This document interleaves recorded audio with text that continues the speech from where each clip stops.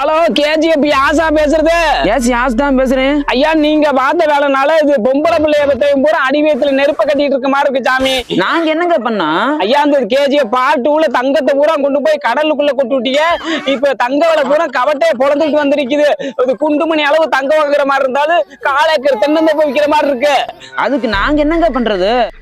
ஐயா அது கொட்டின தங்கத்தை பூரா டிப்பர் போட்டுனாலும் எடுக்க இது அப்பதான் இந்தியாவோட தங்க விலை குறையும். நாங்க கொட்டின தங்கத்தை எல்லாம் எடுத்துட்டு வர்றோம்ப்பா. சரிங்க. அப்புறம் இது கேஜிஎஃப் பார்ட் 3 எப்போ வருது?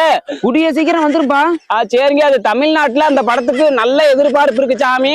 இது என்ன சொல்றது, இது அம்மா சென்டிமெண்ட்லாம் அளவு இல்லாம 5-6 லாரிக்கு பக்கமா போட்டிருக்கீங்க.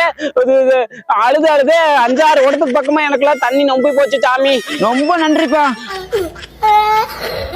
சரிங்க. அப்புறம் இந்த கேஜிஎஃப் பார்ட் 4 எடுக்கிற மாதிரி இருந்தா எங்களையும் கூப்பிடுங்க, நாங்களும் வர்றோம். ஓகே கூப்பிடுறோம்ப்பா. அது அப்புறம் இன்னொன்னு சொல்லிக்கிறேன், பொழப்பு தளப்புலாம் இருந்துச்சுன்னா வரமாட்டேன். எதுவும் வேலை வெட்டி இல்லைன்னா மட்டும்தான் வருவேன் சாமி, பாத்துக்குங்க. சரிப்பா சரிப்பா. சரிங்க. அப்புறம் இந்த மாடு கண்டு பூரா எல்லாம் கட்டி கிடக்கு, தண்ணிக்கு ஒண்ணும். அப்புறம் நான் போன வைக்கட்டுங்களா? Okay okay thank you. சரிங்க.